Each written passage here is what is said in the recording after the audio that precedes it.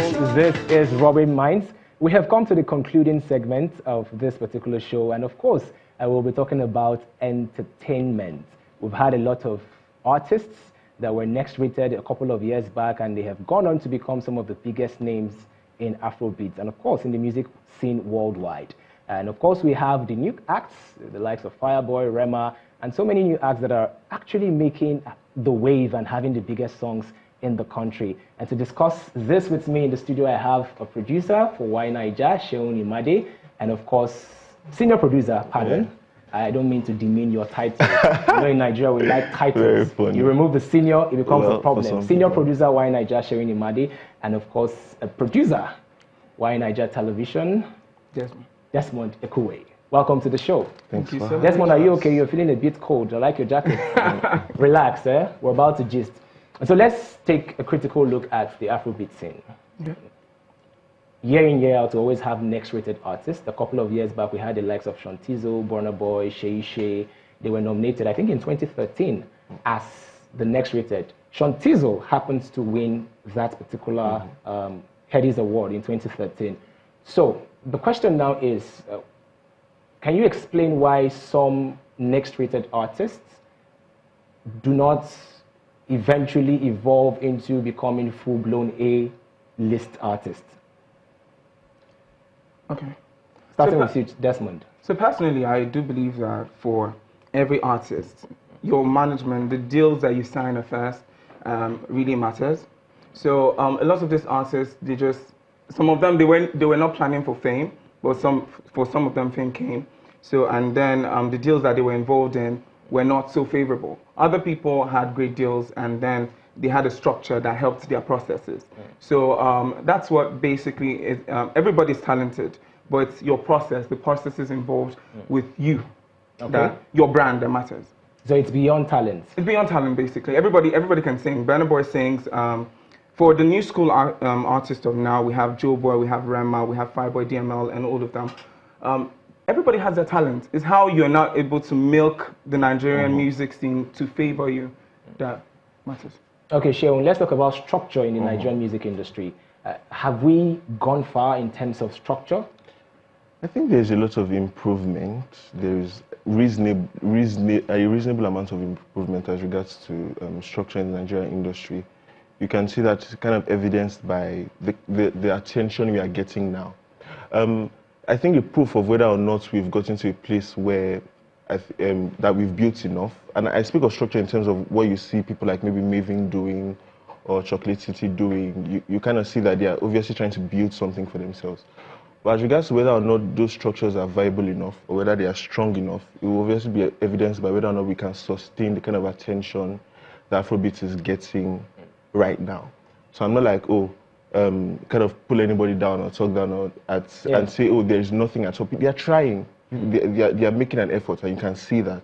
But I think next steps now will be seeing whether or not what they've built is kind of strong enough to last the test of time. Okay, recently we all know that Beyonce featured most of our Afrobeats artists. Wizkid, Yemi Alade, Burna Boy, also some Ghanaian artists, Shatta Wale, and the rest of them. So, does that mean that we're getting it right now for Afrobeats to be recognized all over the world? What's the reason? Why are we getting the attention now?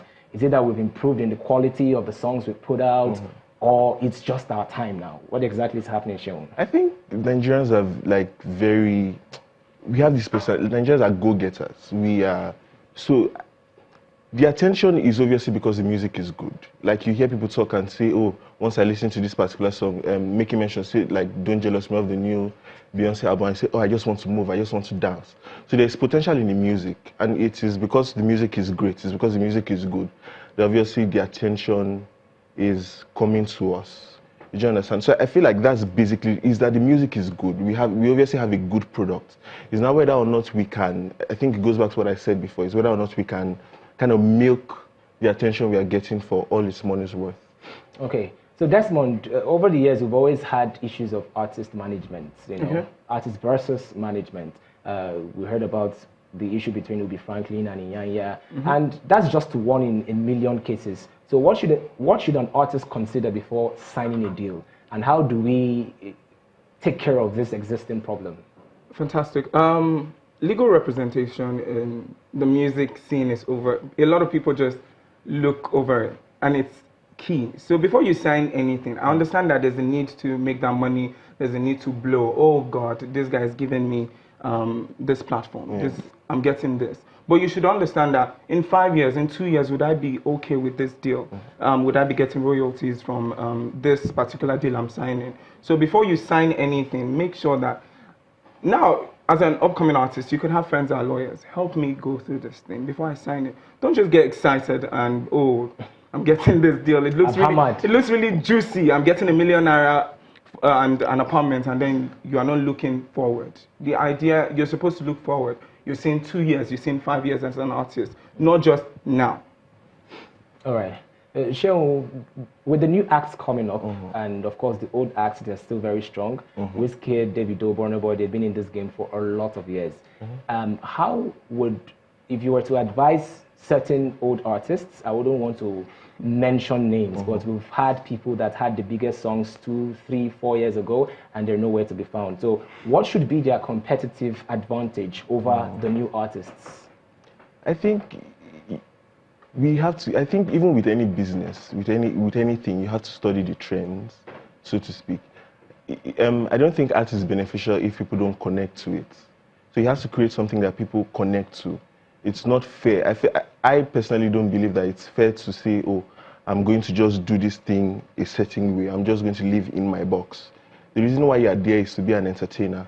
So for you to consistently stay relevant and at the top of your game, you have to ensure that you're constantly in connection with your fans. You are giving them what they want.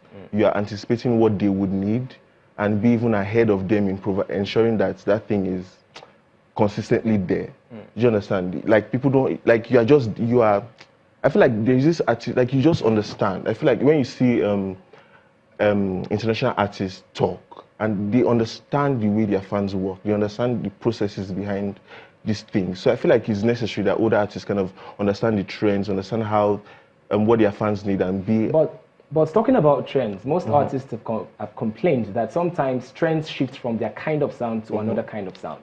And it sort of affects their creativity and they can't keep up. No, like I beg to differ because you see, let's go back to like Beyonce's Lion King album. It's obvious that Afrobeat is something in the world. She cannot say, oh, this is not the kind of music I'm used to. She's an R&B pop artist, but she knows Afrobeat is a thing. So whatever it will take, she didn't even do like a lot of the songs on the album, but she's obviously invested in delivering that. You see her trying. So I don't think it's fair to say, oh, it has shifted. If it shifts, your job as an entertainer is to move with, like, you have to move with the trend and ensure that it's a business. I cannot say, okay, because people are no more saying, or say, give an instance of, say, like, maybe Glow now, or like the 3G, 4G adverts that we see online. I cannot say because people are moving to 4G, I will not say 3G is where I am. So because they've moved, I cannot move with them. You have to. Okay, thank you so very much for coming on the show. It's been an amazing time with you. And of course, to you, the viewer watching right now, don't forget this is Rubbin Minds. We are a voice of a generation. I trust you've had an amazing time just like I have. My name is Hero Daniels, and the next week is back.